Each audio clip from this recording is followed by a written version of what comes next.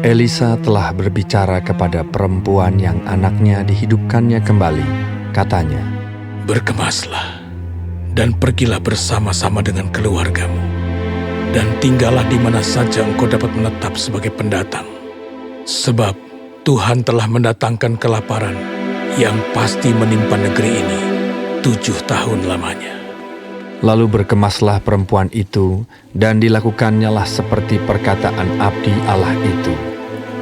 Ia pergi bersama-sama dengan keluarganya, lalu tinggal menetap sebagai pendatang di negeri orang Filistin 7 tahun lamanya. Dan setelah lewat ke-7 tahun itu, pulanglah perempuan itu dari negeri orang Filistin. Kemudian ia pergi mengadukan perihal rumahnya dan ladangnya kepada raja. Raja sedang berbicara kepada Gehazi, bujang abdi Allah itu. Katanya, "Cobalah, ceritakan kepadaku tentang segala perbuatan besar yang dilakukan Elisa."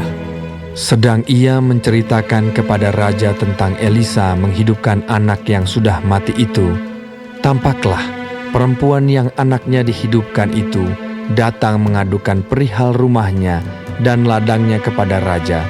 Lalu berkatalah Gehazi, "Ya Tuanku Raja, inilah perempuan itu, dan inilah anaknya yang dihidupkan Elisa." Lalu raja bertanya-tanya, dan perempuan itu menceritakan semuanya kepadanya. Kemudian raja menugaskan seorang pegawai istana menyertai perempuan itu dengan pesan, "Pulangkanlah segala miliknya dan segala hasil ladang itu, sejak ia meninggalkan negeri ini sampai sekarang." Elisa masuk ke Damsyik, dan pada waktu itu Ben-Hadad, raja Aram, sedang sakit. Ketika dikabarkan kepada raja, "Sudah datang abdi Allah kemari," berkatalah ia kepada Hazael, "Ambillah persembahan, pergilah menyongsong abdi Allah itu, dan mintalah petunjuk Tuhan dengan perantaraannya. Sembuhkah aku dari penyakit ini?" Lalu pergilah Hazael menyongsong dia. Diambilnyalah persembahan berupa segala barang yang indah-indah dari Damsyik, sebanyak muatan 40 ekor unta. Sesudah sampai, tampillah ia ke depan Elisa dan berkata, "Anakmu Ben-Hadad, Raja Aram, menyuruh aku menanyakan kepadamu, apakah aku akan sembuh dari penyakit ini?" Jawab Elisa kepadanya, "Pergilah, katakanlah kepadanya, pastilah engkau sembuh. Namun demikian, Tuhan telah memperlihatkan kepadaku bahwa ia pasti mati dibunuh." Elisa menatap dengan lama ke depan, lalu menangislah abdi Allah itu. Hazael berkata, "Mengapa Tuanku menangis?" Jawab Elisa, "Sebab aku tahu bagaimana malapetaka yang akan kau lakukan kepada orang Israel. Kotanya yang berkubu akan kau campakkan ke dalam api. Terunanya akan kau bunuh dengan pedang. Bayinya akan kau remukkan, dan perempuannya yang mengandung akan kau belah." Sesudah itu berkatalah Hazael, "Tetapi apakah hambamu ini, yang tidak lain dari anjing saja, sehingga ia dapat melakukan hal sehebat itu?" Jawab Elisa, "Tuhan telah memperlihatkan kepadaku bahwa engkau akan menjadi raja atas Aram." Lalu ia pergi dan meninggalkan Elisa. Dan setelah ia sampai kepada tuannya, berkatalah raja kepadanya, "Apakah dikatakan Elisa kepadamu?" Jawabnya, Ia berkata kepadaku bahwa pastilah engkau sembuh. tetapi keesokan harinya ia mengambil sehelai selimut yang telah dicelupkannya ke dalam air dan membentangkannya ke atas muka raja. Jadi matilah raja, dan Hazael menjadi raja menggantikan dia. Dalam tahun kelima zaman Yoram, anak Ahab raja Israel, pada waktu itu Yosafat adalah raja Yehuda.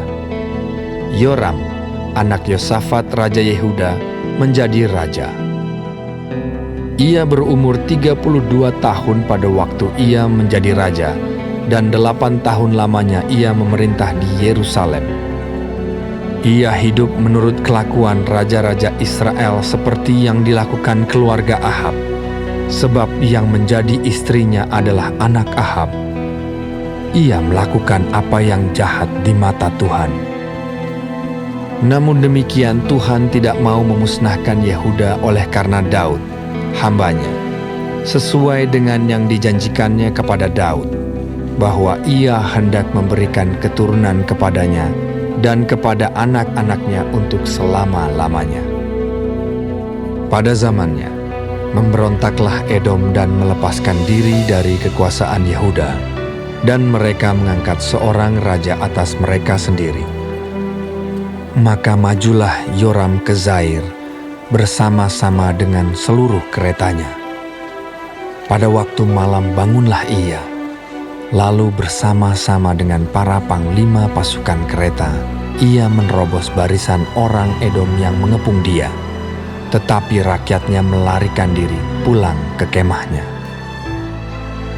Demikianlah Edom memberontak dan terlepas dari kekuasaan Yehuda sampai sekarang ini. Lalu Libna pun memberontak pada masa itu juga. Selebihnya dari riwayat Yoram dan segala yang dilakukannya, bukankah semuanya itu tertulis dalam kitab sejarah Raja-Raja Yehuda? Kemudian Yoram mendapat perhentian bersama-sama dengan nenek moyangnya, dan ia dikuburkan di samping nenek moyangnya di kota Daud. Maka Ahazia anaknya menjadi raja menggantikan dia. Dalam tahun ke-12 zaman Yoram, anak Ahab raja Israel, Ahazia, anak Yoram raja Yehuda, menjadi raja. Ia berumur 22 tahun pada waktu ia menjadi raja, dan setahun lamanya ia memerintah di Yerusalem. Nama ibunya ialah Atalia, cucu Omri, raja Israel. Ia hidup menurut kelakuan keluarga Ahab, dan ia melakukan apa yang jahat di mata Tuhan, sama seperti keluarga Ahab, sebab ia adalah seorang menantu dari keluarga itu. Ia pergi bersama-sama Yoram bin Ahab untuk berperang melawan Hazael, raja Aram di Ramot Gilead. Tetapi orang-orang Aram melukai Yoram. Kemudian pulanglah Raja Yoram ke Yisrael, supaya diobati luka-lukanya yang ditimbulkan orang Aram di Rama, pada waktu ia berperang melawan Hazael, Raja Aram. Dan Ahazia, anak Yoram Raja Yehuda, pergi menjenguk Yoram bin Ahab di Yisrael, karena dia sakit.